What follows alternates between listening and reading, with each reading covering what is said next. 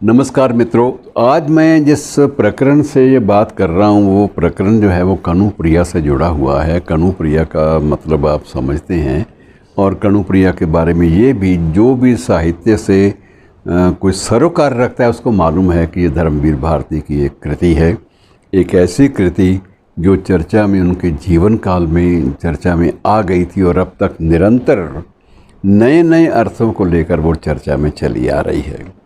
तो उसके कुछ एक जो प्रसंग हैं उनका उल्लेख एक प्रक्रिया के तहत मैं शुरू कर रहा हूँ। उम्मीद है कि आपको पसंद आएगा और आपकी प्रतिक्रिया अगर सार्थक चलती है तो ऐसे ही प्रयोग जो है बाद में भी होते रहेंगे।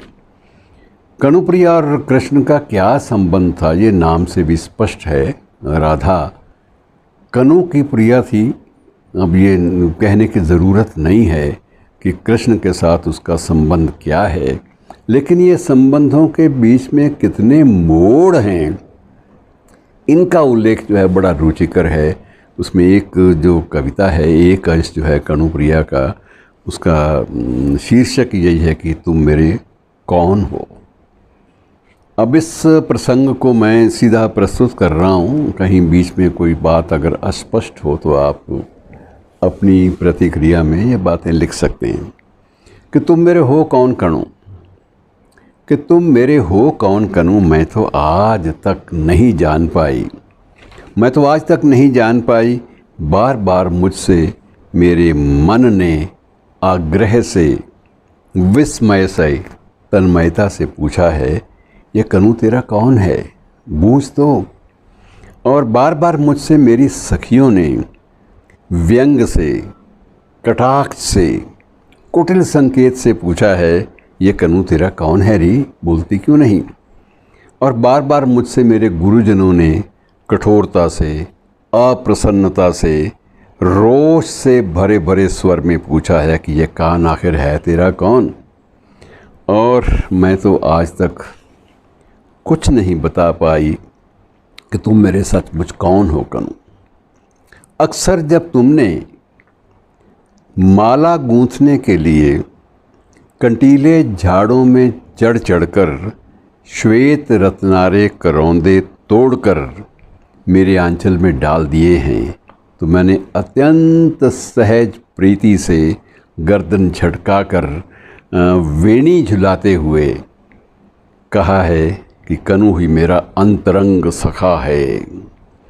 और अक्सर जब तुमने दावाग्नि में सुलगती डालियों, घुटते हुए टूटते हुए वृक्षों, हहराती हुई लपटों और घुटते हुए धुएं के बीच निरुपाय, असहाय, बावली सी भटकती हुई मुझे साहसपूर्वक अपने दोनों हाथों में फूल की थाली सी सहेज कर उठा लिया और लपटें चीर कर बाहर ले आए, तो मैंने आदर, आभार और प्रगाढ़ स्नेह से भरे भरे स्वर में कहा है, कान मेरा रक्षक है, मेरा बंधु है, मेरा सहोदर है।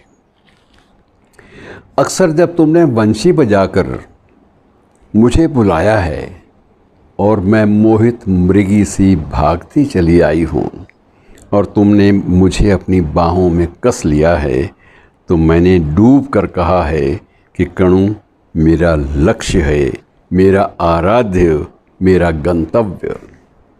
मेरा लक्ष्य है, मेरा आराध्य, मेरा गंतव्य।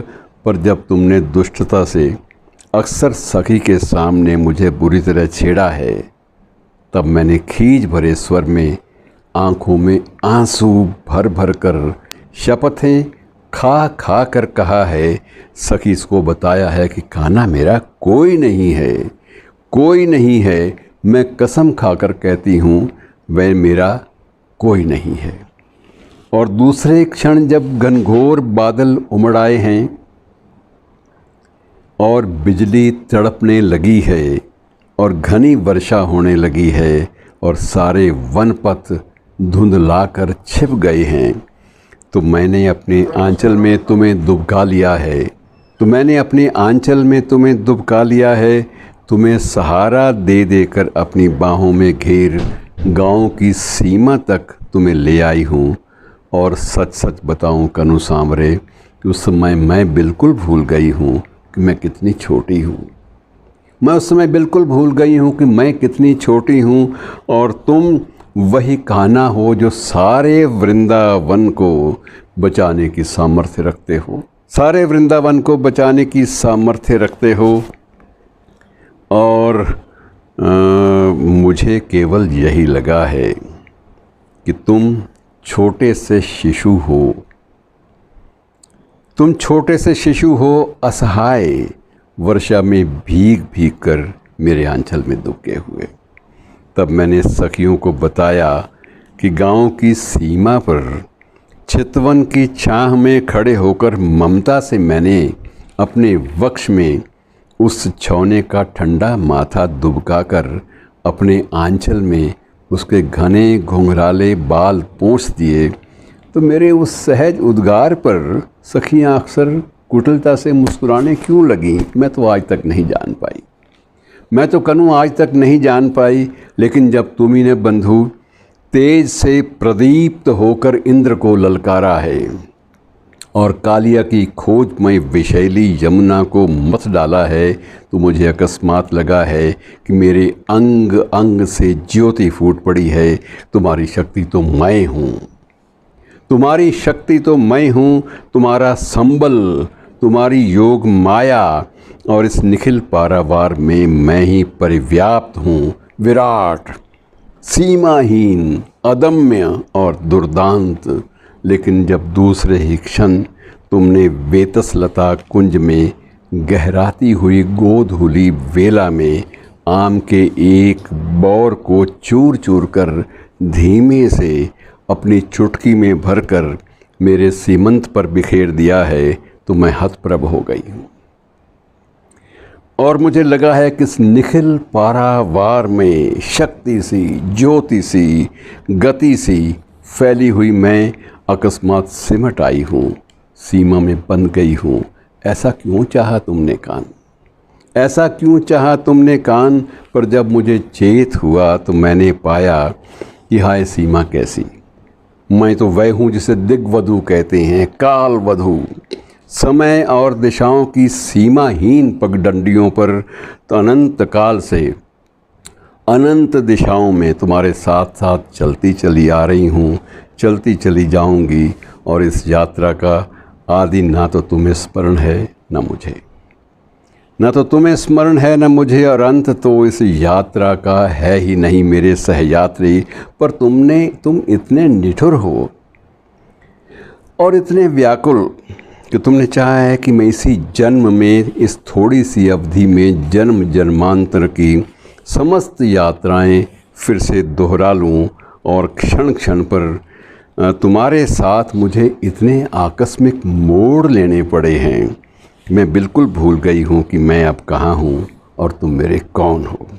और इस निराधार भूमि पर चारों ओर से पूछे जाते प्रश्नों की बौछार से घबराकर मैंने बार बार तुम्हें शब्दों के फूल पाश में जकड़ना चाहा है।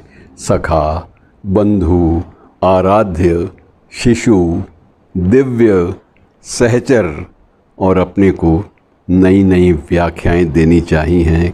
सखी, साधिका, बांधवी, माँ, वधू, सहचरी, और बार बार मैं नए नए रूपों में उमड़ उमड़ कर तुम्हारे तट तक आई, और तुमने हर बार अथाह समुद्र की भांति मुझे धारण कर लिया, विलीन कर लिया। और तुम फिर भी अकूल बने रहे कि मेरे सांवले समुद्र, तुम मेरे आखिर हो कौन, मैं तुम्हें माप क्यों नहीं पाती। तो ये थी कविता, इसका दूसरा भाग फिर कभी। धन्यवाद।